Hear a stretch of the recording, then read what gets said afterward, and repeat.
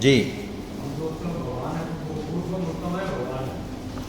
पुरुषों में उत्तम को ही भगवान कहते हैं। भगवान होते कौन है, पहले हमको ये समझना पड़ेगा कि भगवान से मतलब क्या है। हाँ, राम और कृष्ण में भेद नहीं है ना। ईश्वर, हाँ, पुरुष कौन है मैं बताता हूँ, गीता में बताएंगे वैसे तो आगे, पर आपने पूछा है तो मैं बताता हूँ। पुरुष का मतलब यहाँ स्त्री पुरुष से नहीं है। भगवान कहेंगे नवद्वारे पुरे देही, पुरे देही, पुर शब्द इस्तेमाल किया भगवान ने, और वेदांत में परिभाषा आई पुरुष की, पुर शयनेति स पुरुषा। पुर कौन, ये जो इसको अपना घर मानता है। किसको, 9 द्वार वाले को, 13 द्वार वाले को, स्त्री पुरुष का अलग बात, लेकिन पुरुष से मतलब है जो इसको अपना घर मानता है। मेरा हाथ, मेरी आँख, मेरा शरीर है ना, मेरी सुंदरता, जो मान रहा है वो कौन है, वो पुरुष है। स्त्री पुरुष से मतलब नहीं है।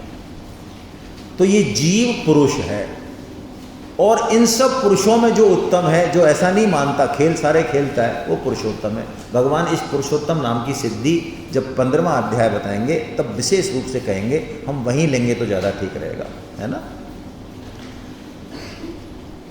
पहला अध्याय गीता का, जिसका नाम है अर्जुन विषाद योग। देखिए, गीता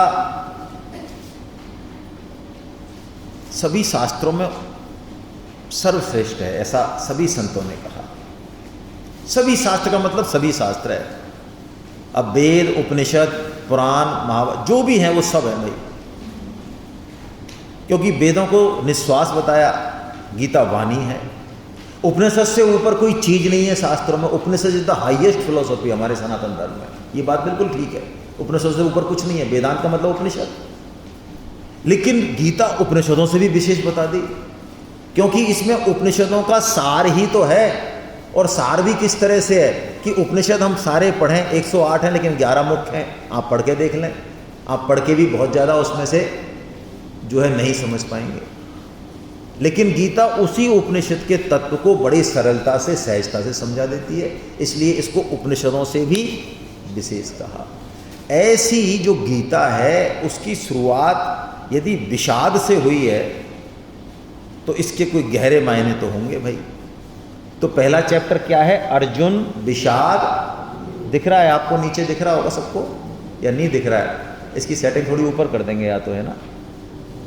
अर्जुन विषाद योग दिख रहा होगा वैसे।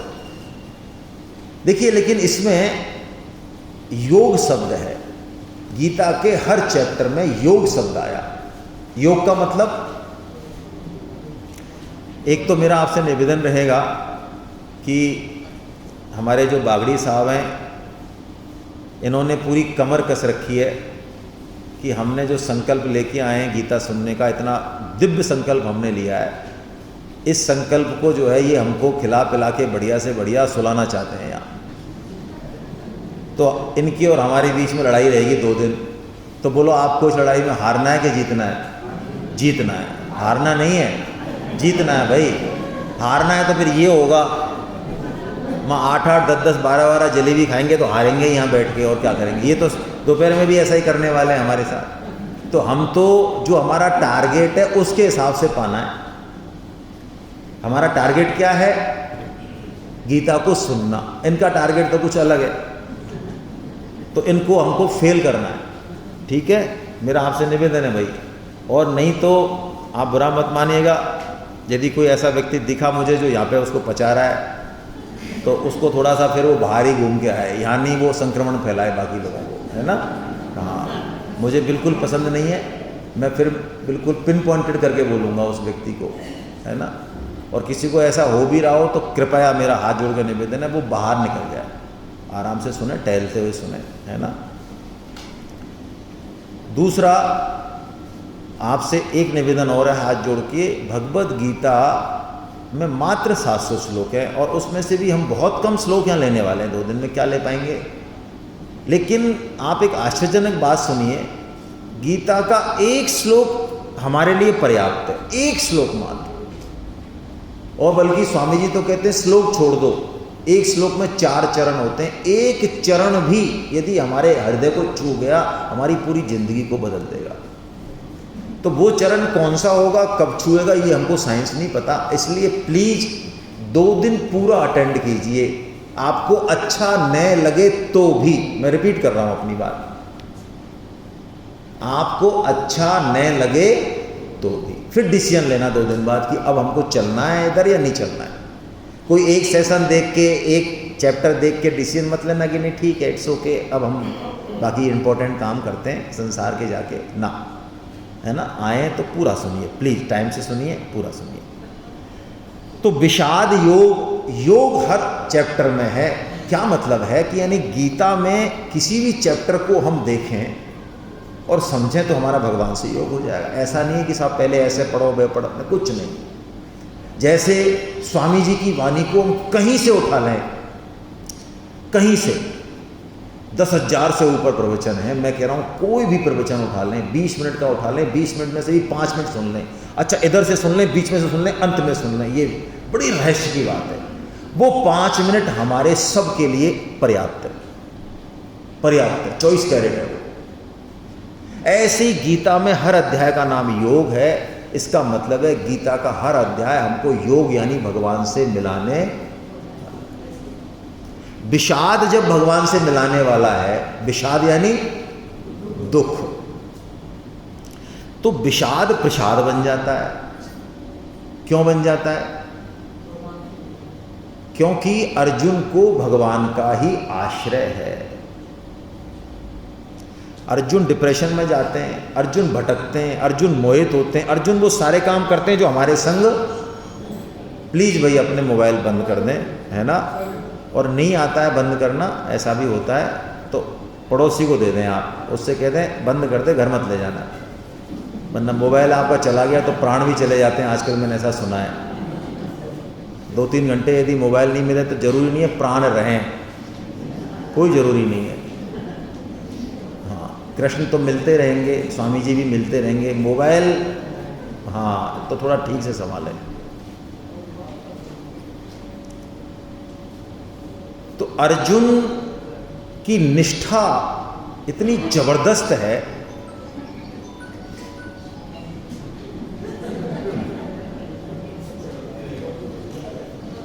अर्जुन की निष्ठा इतनी जबरदस्त है। और इस चीज़ से आप एक बात हम सुने, बहुत प्यारी बात है जो आज ही हमारे बीच में सुबह डिस्कस हुई। देखो, हम अपनी तरफ देखना छोड़ दें, सुधार तो करें, मेहनत पूरी करनी है, त्याग तपस्या संयम करना है, लेकिन हम कैसे हैं, कौन है, ये छोड़ दें। किसकी तरफ देखें? भगवान की तरफ देखें कि हम भगवान के अंश हैं, भगवान की कृपा की ओर देखें। हमारा कर्म कोई ऐसा हो नहीं सकता कि हमें मनुष्य जन्म मिले, संभव नहीं है ऐसा। ऐसे कोई कर्म नहीं हो सकते जिनसे मनुष्य जन्म मिल जाए, भगवान की कृपा के बिना ये संभव नहीं है। हम कैसे भी हैं, बुरे से बुरे हैं तो जैसे भी हैं हम भगवान के हैं, इस बात पे हम ध्यान रखें। जैसे अर्जुन है, अब वो रोते हैं तो, खींचते हैं तो, गुस्सा होते हैं तो, प्रश्न करते हैं तो, किससे करते हैं? सब भगवान से करते हैं। बच्चा जो है रूठेगा, माँ को थोड़ा बहुत मारेगा, जो भी करेगा, लेकिन करेगा माँ से, तो सब चीज उसकी क्षम हो जाती है। अर्जुन वो हैं जो एक अक्षौणी सेना के बदले किसको चुन लेते हैं? कृष्ण को चुन लेते हैं, वो भी निहत्थे कृष्ण को चुन लेते हैं। तो कोई तो बात होगी अर्जुन में, बस यही बात अर्जुन को अर्जुन बना देती है, और इसी से विषाद योग हो जाता है अर्जुन का। तो हमारे जीवन में और चाहे कुछ हो चाहे नहीं हो, वर्तमान में हमारा सबका अनुभव है कि हमारे जीवन में दुख तो हैं, इतने तरह के दुख हमारे जीवन में है कि इस पे तो हम सब राजी हो जाएंगे कि हाँ, और कई तो कहेंगे अरे भाई साहब आपको क्या पता है हमने जो दुख भोगे हमारे जीवन में, मत ही पूछो आप, पन्ने भर जाएं। और हमको अपना दुख ऐसा लगता है कि संसार में किसी के पास जो हमने सहन किया है ना भाई साहब, हमने घर में माता बहनों की इसमें विशेष महारत हासिल है उनको, वो बताते हैं कि हमने क्या क्या भोगा, उनकी डायरियां भरी हैं इसमें। और ऐसा जैसा उन्होंने भोगा, कोई ना तो किसी के सास है, ना किसी की पत्नी है, ना किसी की बहन है, और तो कहीं है ही नहीं दुनिया में, हमारे ही तो हैं। तो जैसा हमने भोगा वैसा किसी ने। गौतम बुद्ध ने भी सबसे पहले यही कहा, चार आर्य सत्य कहे तो उन्होंने कहा कि जीवन में दुख है। लेकिन दो बातें हैं। परम श्रद्धे स्वामी शरणानंद जी महाराज बहुत प्यारी बात बताते हैं। शरणानंद जी महाराज को परम श्रद्धे स्वामी जी महाराज गुरुवत देखते थे, ठीक है, गुरुवत। परम श्रद्धे स्वामी जी महाराज कहते, शरणानंद जी महाराज कहते हैं कि दुख तो है, लेकिन एक तो दुख का भोग है, दुख और सुख का, और एक दुख का प्रभाव है। यदि हम में विवेक है वास्तव में, तो दुख का भोग हम नहीं करने वाले हैं, हम दुख का प्रभाव देखने वाले हैं। दुख तो है, वो तो अलग चीज है।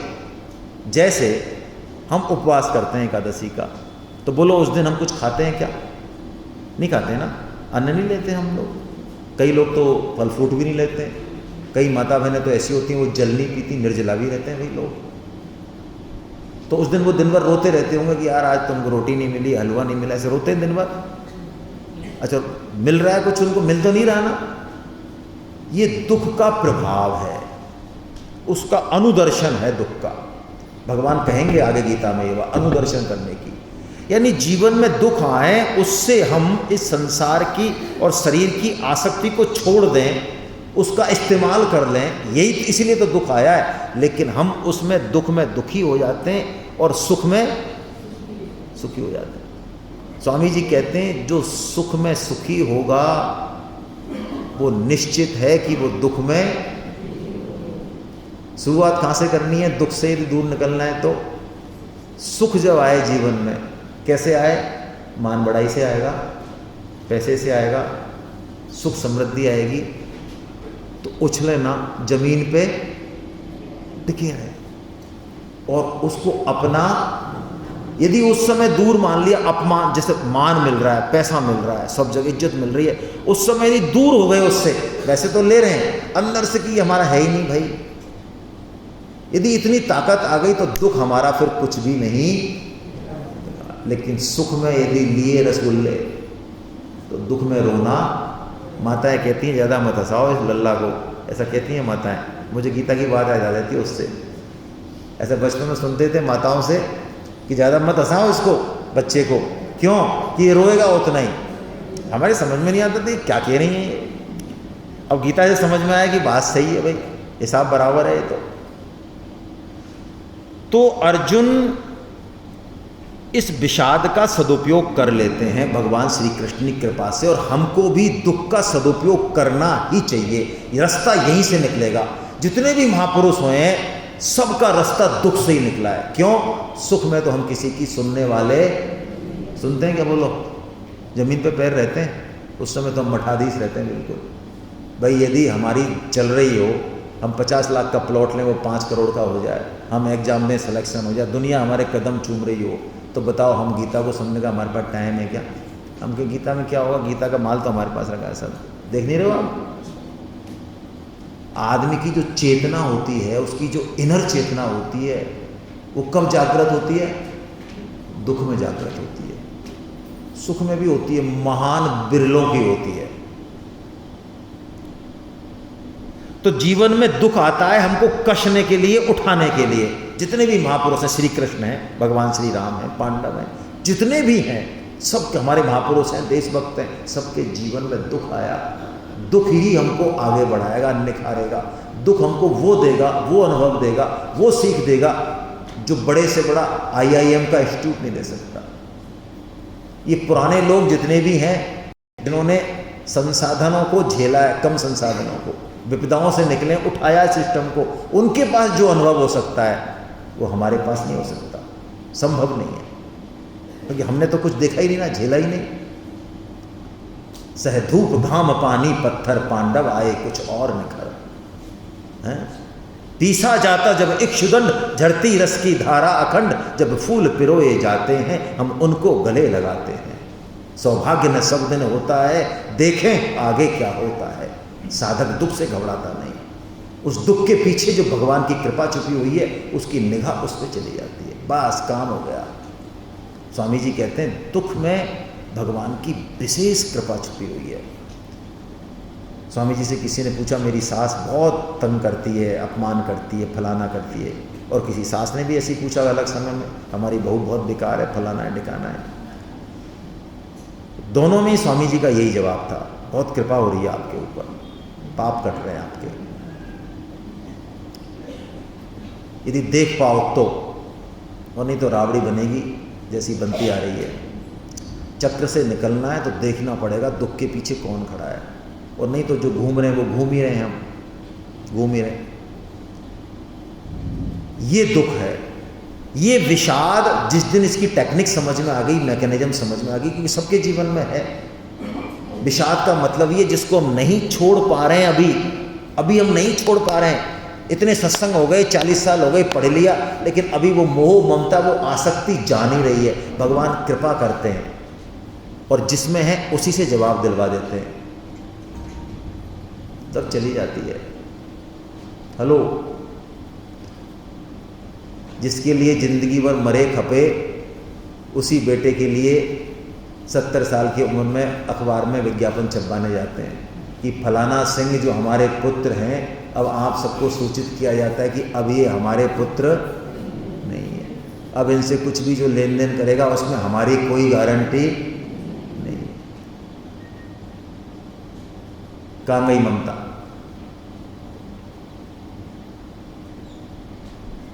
और स्वामी जी तो कहते हैं साधक तो बड़ा विवेकशील होता है, क्या उसको समझ नहीं आती कि मेरी ममता आज से 50 साल पहले कहाँ थी? कहाँ थी हम सबकी ममता? माँ में थी सबसे पहले, और अब कुछ कमी आ गई क्या माँ में? पहले गोरी थी, अब काली हो गई हो, तो है ममता उतनी? बोलो।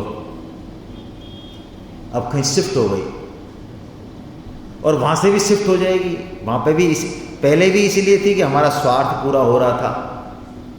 जहां हमारा स्वार्थ है वहीं हमारी ममता है, जिसको कि हम प्रेम का नाम देते हैं। प्यार, प्रेम। प्रेम केवल और केवल परमात्मा से हो सकता है, और जो परमात्मा से प्रेम करेगा वही बाकी से प्रेम कर सकता है। हमारे जैसे लोग ना किसी से प्रेम करें, हम कह सकते हैं, कर नहीं सकते, संभव नहीं है। जब तक स्वार्थ का, ममता का अंश मौजूद है तब तक प्रेम संभव, क्योंकि प्रेम कभी टिप्पणी कर ही नहीं सकता, संभव ही नहीं है। बदले में कुछ भी कोई कर दे, कुछ भी कर दे, बुरे से बुरा, इतनी सी भी बात उसके खिलाफ निकल नहीं सकती। क्यों? क्योंकि प्रेम है। क्या है? संभव ही नहीं है भाई। केले के पेड़ पे पत्थर मारो तो केला ही, वो आम के पेड़ पे या जो भी है तो आम ही तो गिरेगा, है? और क्या गिरेगा वहां से? जिसके पास प्रेम है उसके पास कहां से शिकायत और वो चीजें आ जाएंगी। तो इस विषाद योग का, इस गीता के पहले अध्याय को हम ठीक से देखें, अपने दुखों का इस्तेमाल करें, समझें वास्तव में हमारा कौन है इस संसार में, कौन नहीं है ना? जो अपना है उसको अपना माने, धृतराष्ट्र ना बने हम सब, है ना? गीता की शुरुआत धृतराष्ट्र करते हैं। पहला जो श्लोक है वो कौन बोलते हैं? बोलो। भगवान को जो है शुरुआत कराने के लिए वेदव्यास जी कोई दूसरा आदमी नहीं मिला ढंग का। इसके एक मायने ये भी हैं भाई, संसार में कोई भी व्यक्ति खराब नहीं है। हम संग तो अच्छों का करें, सबका नहीं करें, हर एक का नहीं करें, लेकिन हैं तो सब भगवान के। बोलो, गीता की शुरुआत कौन कर रहे हैं? चीफ गेस्ट कौन है? पहला जो है माला वो कौन पहना रहे हैं? धृतराष्ट्र। पहला श्लोक बोल के अलग हट गए भाई। आइए तो बोलते हैं हम भी। धर्म क्षेत्रे कुरुक्षेत्रे समवेतायुयुत्सवः मामका पांडवाश्चैव किम कुर्वत संजय। धर्म क्षेत्रे कुरुक्षेत्रे, गीता का जो एक्शन है, जो लाइन ऑफ एक्शन है वो बिल्कुल क्लियर है। कुरुक्षेत्र क्या है? ये हमारा जीवन कुरुक्षेत्री है। हम जो रोज युद्ध लड़ रहे हैं, सब युद्ध लड़ रहे हैं। स्टूडेंट है वो युद्ध लड़ रहा है, बिजनेसमैन है वो भी युद्ध लड़ रहा है, सर्विस, सबकी अपनी अपनी जिम्मेदारी है। सुबह 4 बजे से उठ के और लगे हुए हैं सब अपने युद्ध में। इस युद्ध क्षेत्र को, इस कर्म क्षेत्र को हम क्या बना लें? धर्म क्षेत्र बना लें। ओहो, ये टेक्निक है कि हाँ यही टेक्निक है भाई। कोई मंदिर जाना, घंटी बजाना, कोई अगरबत्ती जलाना थोड़ी है। हमने IIT बॉम्बे में सेमिनार करी तो वहाँ पे IIT बॉम्बे तो इंडिया का टॉप ब्रेन है। वहाँ के बच्चों ने कहा हमें पता ही नहीं था गीता में ये चीज़ है। हम तो समझ रहे थे हमें ये सब चीज़ें नहीं करनी, मंदिर ये सब। तो तुम पढ़ो तो सही, तुम तो पढ़े लिखे हो। क्या एक भी श्लोक मंदिर के लिए, अगरबत्ती के लिए, घंटी बजाने के लिए है क्या गीता में? गीता में तो बिल्कुल बेसिक प्रिंसिपल्स है। तो हमारे कुरुक्षेत्र रूपी जीवन को हम धर्म क्षेत्र कैसे बनाएं, ये गीता का मंतव्य है। स्वामी जी कहते हैं गीता का पहला शब्द है धर्म, और गीता का अंतिम शब्द जो 18.78 श्लोक है उसका अंतिम शब्द है मम, यानी धर्म मम, यानी मेरा धर्म क्या है। धर्म का मतलब धर्म, धर्म का मतलब कर्तव्य। मैं यदि भारतवासी हूं, इस समय जो दशा है देश की, तो मेरा कर्तव्य क्या है। मैं किसी ऑफिस का हेड हूं तो मेरा कर्तव्य क्या है। मैं गृहिणी हूं तो मेरा अभी कर्तव्य क्या है। मैं अभी गीता का साधक हूं तो मेरा कर्तव्य क्या है। मैं यहाँ पे मुझे सेवा की ड्यूटी दी नीचे, तो मेरा कर्तव्य क्या है। जो जिस समय अपने कर्तव्य क्या है हमारा, जिससे कि हम भगवान को मिल जाए, वो टेक्निक हमको गीता बताने वाली। ये है गीता। धर्म क्षेत्रे कुरुक्षेत्रे। लेकिन देखिए धृतराष्ट्र अब जो बोलते हैं आगे, वो बोलते हैं मामका, मेरे। ये महाभारत की जड़ है। क्या? ये मामका वृत्ति जो कि हम सब में पाई जाती है। महाभारत युद्ध का कारण दुर्योधन नहीं है, धृतराष्ट्र है। और धृतराष्ट्र भी नहीं कहें तो धृतराष्ट्र की वृत्ति है। तो धृतराष्ट्र वृत्ति क्या है उसको समझें, क्योंकि हमें धृतराष्ट्र से क्या लेना देना। धृतराष्ट्र तो गीता का शुभारंभ कर रहे हैं। तो धृतराष्ट्र वृत्ति क्या है? धृतम राष्ट्रम येन स धृतराष्ट्र, जो दूसरे के हक को, दूसरे के हिस्से को हड़प ले, देना नहीं चाहे, वो कौन है? वो धृतराष्ट्र है। मेरे से क्या अपेक्षा है अभी आपको, वो मैं नहीं करना चाहूँ। मेरी अपेक्षा है, बागड़ी जी ने कहा कि आप जरा खड़े हो जाइए और ढंग से सबको प्लेट सर्व कीजिए, पोहे दीजिए सबको अच्छे से, लेकिन मैं नहीं सेवा करना चाहता। किसी का हिस्सा मैं नहीं देना चाहता, किसी का हक मैं नहीं देना चाहता। तो मैं कौन हूं? मैं धृतराष्ट्र हूं। देश को, समाज को, परिवार को, इंस्टीट्यूट को, जो जिसको भी जो चीज, मैं बिजनेसमैन हूं तो मैं अच्छी चीजें दूं, लोगों को सप्लाई करूं, ठीक से रेट लूं, ठीक से तोलूं, ये मैं नहीं करना चाहता। तो मैं कौन हूं? मैं धृतराष्ट्र। मेरी ड्यूटी है सब लोग ढंग से अच्छा खाएं पिएं रहें, घर में साफ सुथरा घर रहे, लेकिन मैं नहीं करना चाहता या चाहती। तो कौन हूं मैं? धृतराष्ट्र। धृतराष्ट्र वृत्ति होगी तो महाभारत होगा, शांति। अब का मुझे पता नहीं, लेकिन पहले जब जो है दिवाली की छुट्टी के बाद जब स्कूल जाते थे बच्चे, हम जैसे, हम तो हमारी बात कर रहे हैं आपकी, तो जो पट्टे जो होमवर्क पूरा कर लिया थे वो कहते मटर जी। और कोई जैसे हमारे ऐसे बैठे वो कहते रहते मरवाएगा, बैठ जा, है ना। और वो पीछे ऐसे रहता था वो जो होमवर्क करके नहीं आया ना, तो मास्टर जी पहले उसी को उठाते, मिस्टर। तो बताओ, अब जो कर्तव्य कर्म नहीं करेगा उसको शांति मिल सकती है? मिल सकती है? हम अपने ऊपर घटा लें, अभी हमारा जो ड्यूटी यदि हम नहीं करना चाहे तो हमको शांति मिल सकती है क्या? संभव नहीं है। रामकृष्ण परमहंस जी कहते हैं कि जो अपनी ड्यूटी पूरी ठीक से करता है, मेहनत करता है, फिर बाद में मेहनत करके अपना कर्तव्य कर्म करके, उदाहरण है उनका, फिर हुक्का गुड़गुड़ाने का आनंद ही कुछ और, मतलब बैठ के तसल्ली से, भाई जिसने होमवर्क कर लिया अब वो खेल रहा है, कूद रहा है, उसका आनंद कुछ और है ना। लेकिन इस धृतराष्ट्र वृत्ति को हम हटा दें जीवन से। हम भी बहुत भेदभाव करते हैं, बहुत ज़्यादा करते हैं। और समय की कुछ पता नहीं क्या बलिहारी है भाई, बुरा मत मानना, कुछ गलत निकल जाए तो। माता बहनों को कुछ विशेष महारत हासिल है आजकल,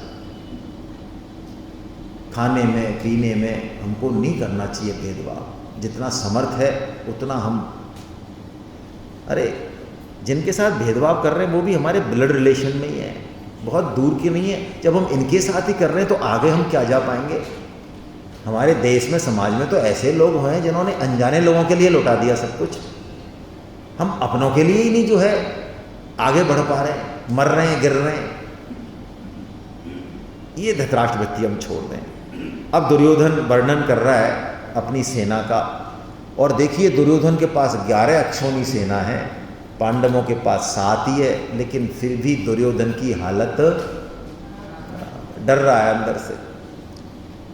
क्यों डर रहा है? स्वामी जी कहते हैं कि रावण चाहे कितना ही बलशाली था, लेकिन जैसे बढ़ियाया कुत्ता मतलब जो चुपके से रसोई में जाके और सामान ले आता है, कोई नहीं है संभालने वाला, तो वो जिस तरह से जाता है ना, डरते डरते चौंकते हुए, ऐसे बढ़ियाए कुत्ते की तरह जा रहा है रावण सीता जी के यहाँ, जिसके चलने से त्रिलोकी डरती है, देवता तो दूर भागते। वो रावण क्यों?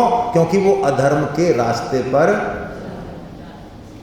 यदि हम अधर्म के रास्ते पे होंगे तो हमारे पास सामान चाहे कितना ही होगा, है ना, डर तो बना रहेगा भाई, बेसिक प्रिंसिपल है। अपर्याप्तम तदस्माकं बलम भीष्माभिरक्षितम पर्याप्तम त्वमेतेषां बलम भीमाभिरक्षितम। दुर्योधन कह रहा है कि महाराज हमारी सेना तो मुझे लग नहीं रहा, बड़ा मामला गड़बड़ है। इसका मतलब है संसार का बल कच्चा होता है और भगवान का बल सच्चा। सबकी सेवा करें, लेकिन अपना मानने के लिए तो केवल परमात्मा है। संसार में यदि हम किसी को अपना मानेंगे तो खतरा ही है। सेवा करने के लिए सब अपने, लेकिन अपना मानने के लिए केवल परमात्मा। सेवा भी किस नाते से कर रहे हैं? स्वामी जी टेक्निक देते हैं, क्योंकि वे भी भगवान के और हम भी, सारे रिश्ते हमारे इसी बेस पे रहने चाहिए। कोई भी रिश्ता हो, पुत्र का हो, पत्नी का हो, बेटी का हो, भाई, सारे रिश्ते यदि सेंटर ये है तो काम बन जाएगा। और भगवान तो कहीं है नहीं, इंडिपेंडेंट सेंटर है कि ये हमारी पत्नी, ये हमारा पति, तो मामला खराब है भाई। कितना ही बढ़िया हो, कितना ही ऊंचा हो, अंत में सर्वनाश होगा। यही मतलब है। अब देखिए दुर्योधन तो ये है, धृतराष्ट्र तो ये है, हमने देख लिया। अब उल्टा देखते हैं, पांडव कौन है, पांडव होना क्या है। क्योंकि पांडवों के साथ कृष्ण खड़े रहते हैं हमेशा, वो ना बुलाएं तो भी आ जाते हैं, हमारे बुलाने से भी नहीं आते। तो पांडव होना क्या है भाई? तो पांडव होना ये है भाई, पांडव सेना में भगवान श्री कृष्ण सारथी की भूमिका में है। सारथी माने तो ड्राइवर। अब आपके यहाँ बहुत बड़ा फंक्शन हो, आपको चीफ गेस्ट बुलाएं, आप यो पहला फीता काटने वाले, तो आप कह दोगे नहीं आज हमारा ड्राइवर काटेगा फीता, हम तो नीचे बैठते हैं, ड्राइवर साहब को सोफे पर बिठाओ, ऐसा कर दोगे आप? पांडव तो कर रहे हैं। पांडवों की सेना में सबसे पहला शंख कौन बजा रहा है? कृष्ण है। और यही कृष्ण जिसको कि पांडव चीफ गेस्ट बना रहे हैं, पहला शंख बजवा रहे हैं, वो सब पीछे हैं, पहले कृष्ण बजाएंगे। वही श्री कृष्ण जब दुर्योधन वर्णन करता है सेनाओं का, दोनों तरफ की सेनाओं का, वो श्री कृष्ण उसको दिखते नहीं है। बोलो कहाँ नाम आया है कहीं? दुर्योधन ने बोला श्री कृष्ण का नाम? नहीं बोला, दिखे ही नहीं उसको, क्योंकि वो है ही नहीं उसके लिए। लेकिन पांडवों के लिए वो सब कुछ है। जैसे कि हमारे यहाँ माता बहनें कोई चीज़ लाती हैं, हम प्रसाद बनाते हैं, सबसे पहला भोग कहाँ लगाते हैं? भगवान को। नया वस्त्र लाते हैं तो किसको पहनाते हैं? क्या मतलब है? गाड़ी आती है तो ठाकुर जी को बैठाते हैं। पांडव भी यही कर रहे हैं। पहला शंख कौन बजा रहे हैं? भगवान श्री कृष्ण। आइए, यदि हम ये भगवान को बैठा लेंगे जीवन में इस तरह से, तो हमारे जीवन में एक मधुर संगीत बजेगा। बिल्कुल पक्की बात है। पांचजन्य नाम का, ये पांचों इंद्रियों को भगवान की सेवा में लगा दें तो पांचजन्य बजेगा हमारे हृदय में। पांचजन्यम ऋषिकेशो देवदत्तम धनंजया पौंड्रम दद्मो महा।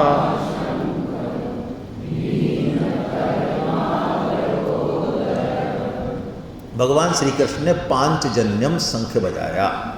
ये इनको पंचजन नामक राक्षस को मारने से जो है मिला। ठीक है, पांचजन्यम हमारी 5 इंद्रियां हैं। इन 5 इंद्रियों को हम कहाँ लगा दें? भगवान श्री कृष्ण। आज से नियम बना लें, प्रसाद पाएंगे भगवान का भोग लगा हुआ। नहीं लगा पाए कोई बात नहीं, मानसिक लगा देंगे, लेकिन जीभ पे डालने से पहले भगवान को जरूर स्मरण।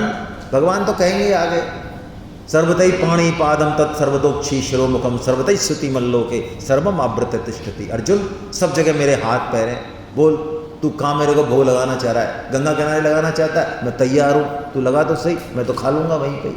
भगवान कह रहे हैं, खुद कह रहे हैं, तो हमें क्या दिक्कत है बताओ? हम ऑफिस में भी लगाना चाहें कोने में, तो भगवान वहाँ पे भी तैयार है, वो तो तैयार है। ये पांचजन्यम। अब भगवान की कृपा को अनुभव करने का श्लोक है ये। बच्चे के ऊपर मां की कितनी कृपा है ये बच्चा नहीं समझ सकता। कैसे समझेगा? बुद्धि नहीं है उसमें। बच्चे का पालन स्वामी जी कहते हैं अपने आप होता है। बच्चे में कोई योग्यता है? अच्छा, बच्चे का पालन योग्यता से होता है या मां की कृपा से होता है? मां की करुणा से होता है। यदि योग्यता होती तो किसी का कम पालन होता, किसी का नहीं होता, किसी का ज़्यादा होता। ऐसे ही हम सब अपनी योग्यता का दम भरना बंद करें, हमारा पालन भगवान की कृपा से ही। किसी को याद है मनुष्य जन्म कैसे मिला और इतनी बढ़िया जगह कैसे मिला? बीकानेर में मिला, बोलो, जहाँ खाने पीने की इतनी बढ़िया सुविधा है। हाँ, यही है ना।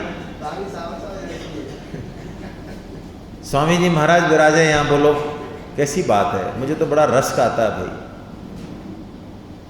अरे स्वामी जी का साक्षात स्वरूप साधक संजीवनी जब ये पहली बार आकार लिया इसने 84 में, उस समय स्वामी जी महाराज यहीं विराजे हुए थे मुरली मनोहर द्वारा, और बड़े गाजे बाजे के साथ जो है इसको लाया गया। ये तो यहाँ की तो भूमि पवित्र है। जोधपुर और बीकानेर में तो धन्य समझना चाहिए हमको, धन्य अपने आप में। तो भगवान की कृपा को यदि हम अनुभव कर ले ना, तो हमें किसी योग की जरूरत ही ना पड़े। जरूरत क्या है हमें? यही तो है कृपा का अनुभव, कि हम मानते हैं कि केवल भगवान हमारे हैं, बस कितनी कृपा कर रहे हैं। वास्तव में स्वामी जी कहते हैं कि अभी हमारे पास जितनी पैसा, मान, बढ़ाई, सुख सुविधा घर में, समाज में, यदि हमें देखा जाए वास्तव में, तो हम इसके योग्य नहीं है। हमारे मन की पढ़ने की कोई मशीन कोई निकाल दे ना और उसका प्रिंट निकाल दे सुबह शाम तक, तो हम पता नहीं कितनी मार खाएं। हमारे अंदर के जो विचार हैं, कोई मशीन से प्रिंट निकाल के हमको दे दो कि भाई साहब देखो ये कल का आपका रिकॉर्ड रहा, ये कल आप जो है ये माला तो बज रहे थे आप, वो तो बढ़िया है, लेकिन अंदर से आपका सामान ये था, देखो आप। तो लोग पिटाई करेंगे, अरे कि पीटो इसको यार। बोलो, जितने हमें उससे बढ़िया हमारा जो है इज्जत हो रही है, कम हो रही है। बहुत कृपा है भगवान की हमारे ऊपर, विशेष कृपा है। चलो नहीं मान रहे हो आप, तो मैं एक उदाहरण और देता हूँ। आप नहीं मानते हो तो मुझे दोबारा देना पड़ता है उदाहरण, ना कि है ना। मान रहे हो तो रहने दो फिर।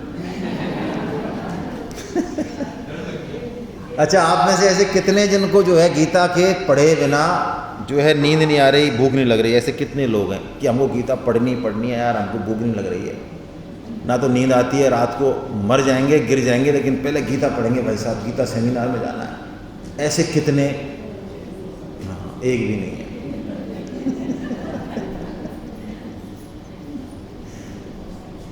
हाँ, जिंदगी में और चीज़ों के लिए तो हमारे संग ऐसा है कि ये चाहिए ही चाहिए, मर जाएंगे, गिर जाएंगे, चाहिए ही चाहिए।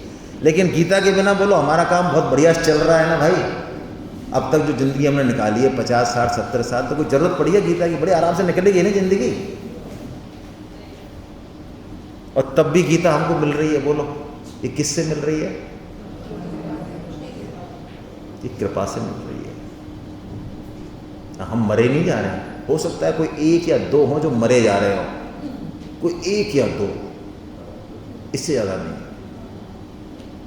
गीता भगवान प्रकट करना चाह रहे हैं, अर्जुन को तो कल्पना नहीं है क्या गीता है। जैसे हमको कोई कल्पना नहीं है भगवान की, हमको कोई लेना देना नहीं है भगवान के सिस्टम से, खा रहे हैं पी रहे हैं ऐश कर रहे हैं, ऐसे अर्जुन को कोई लेना देना नहीं है क्या गीता।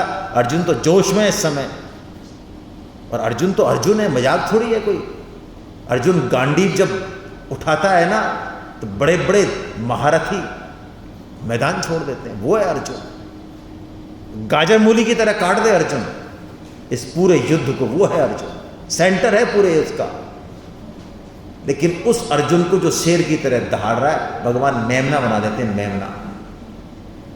अर्जुन क्या आदेश देता है भगवान को कि जरा ले चलो मेरे रथ को और जरा मुझे दिखाओ तो सही कौन कौन खड़े हैं सामने।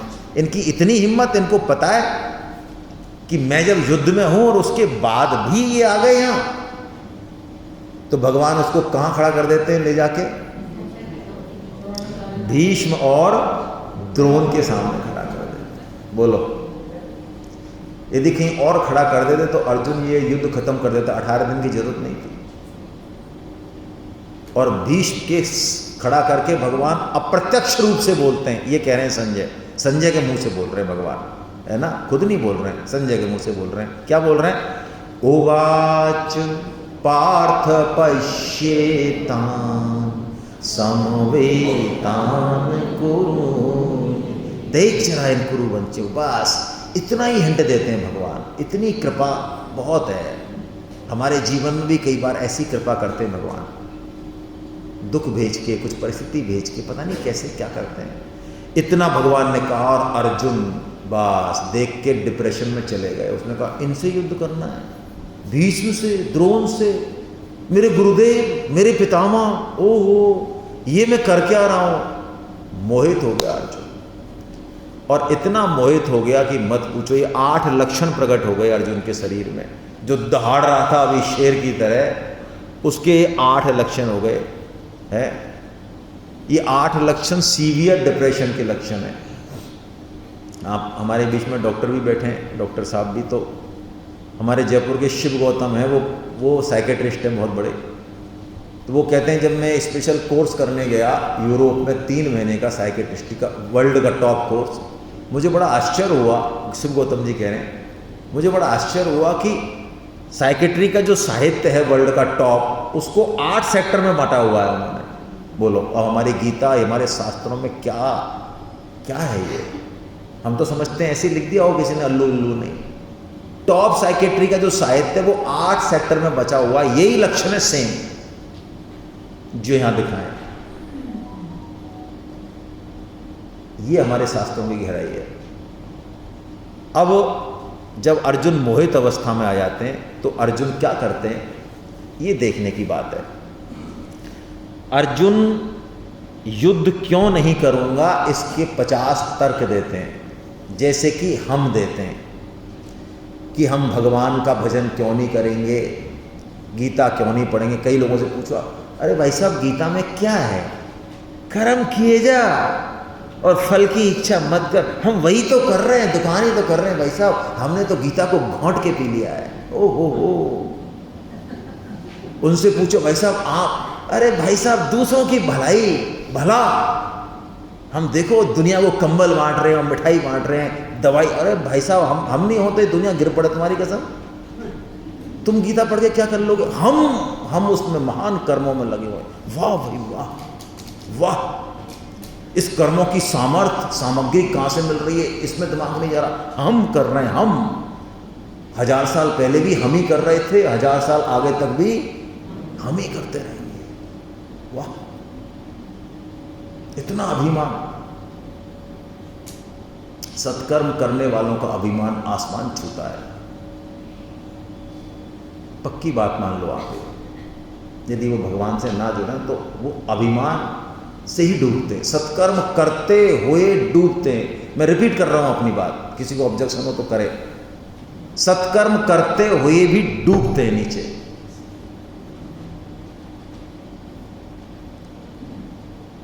भगवान को युद्ध क्यों नहीं करना है, अर्जुन सीधा सीधा नहीं कह के अब 50 तरह के तर्क कहते हैं। और भगवान से कह रहे हैं प्रभु आप मुझसे युद्ध क्यों करा रहे हो, युद्ध से तो इतने इतने नुकसान है, सब खत्म हो जाएंगे, स्त्रियां वर्ण संकर हो जाएंगी, कुल धर्म जाति सब नष्ट हो जाएंगे, ये गलत काम तो मैं नहीं कर सकता, मैं तो अहिंसा का पुजारी हूं।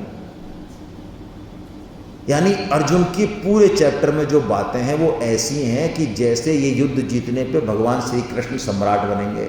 अर्जुन को तो कुछ मिलने वाला है नहीं, इस युद्ध से किसको मिलने वाला है, अर्जुन को कि कृष्ण को? अर्जुन को। अच्छा, युद्ध के लिए बुलाने कौन गया था? भगवान श्री कृष्ण को। वो खुद ही आ गए या ये बुलाने गए? हम भी मोहित अवस्था में यही करते हैं। मोहित अवस्था का मतलब क्या है? सच को गलत समझना और गलत को, इस जीवन में जो सबसे ज्यादा जरूरी है वो नहीं करना और जो जरूरी नहीं है उसी को टॉप प्रायोरिटी देना। ये क्या है? ये मोहित अवस्था। और मोहित अवस्था वाला व्यक्ति क्या समझता है? मैं जो सोच रहा हूं, मैं जो कर रहा हूं वही सर्वश्रेष्ठ है। मोहित अवस्था की निशानी क्या है? कि मैं अपने में करेक्शन करना नहीं चाहता, क्योंकि वो तो खुद मोहित है ना। तो मोहित अवस्था से बाहर निकलना बहुत मुश्किल है। क्यों भाई? जो सो रहा है उसको जगाया जा सकता है और जो नाटक कर रहा है सोने का उसको जगा दोगे? मैं कहूँ साहब मेरे बुखार है, मेरा ट्रीटमेंट कराओ, तो आप करा दोगे, ले जाओगे और ट्रीटमेंट करा लाओगे। और मैं मानूँ ही ना कि मेरे बुखार है, मेरे प्रॉब्लम है, मानता ही नहीं मैं, आप करा दोगे, कुछ कर सकते हो, क्या करोगे? वो मानने को तैयार है। मोहित अवस्था वाला व्यक्ति कभी ये मानने को तैयार नहीं होता कि वो गलत रास्ते पर है। शास्त्रों में इस मोह को दलदल कहा। कभी आप ज्योग्राफिक चैनल देखें तो अफ्रीका के जो दलदल होते हैं, तो उस दलदल में आदमी एक बार चला जाए और फिर वो प्रयास करता है निकलने का, तो और नीचे जाता जाता है। देखा आपने? कभी ऐसे करेगा तो और नीचे जाएगा, आखिर में ये बच जाएगा और गया। तो क्या करें फिर इस दलदल से बाहर निकलने के लिए? बाहरी सहायता चाहिए। मन बुद्धि के दम से बाहर नहीं निकल सकते। एक परंपरा चाहिए, गुरु परंपरा यही है। गुरु हाथ पकड़ेगा, गुरु का गुरु, अंत में श्री कृष्ण खड़े होने चाहिए। लेकिन सूक्ष्म बात है, मैं फिर कह रहा हूं, किसी भी परंपरा में श्री कृष्ण श्री राम भी खड़े होने चाहिए। परंपरा चार है हमारे यहाँ, वही होनी चाहिए। ऊट पटांग परंपराएं नहीं चलेंगी, ऊट पटांग संप्रदाय नहीं चलेंगे, ऊट पटांग गुरु परंपराएं नहीं चलेंगी। और मूल बात यह है कि जो भगवान की बात नहीं करे ऐसी परंपराएं नहीं चलेंगी। मोहित अवस्था के लिए जरूरी है कि श्री कृष्ण का सहारा लिया जाए, जैसा कि अर्जुन लेते हैं, है ना।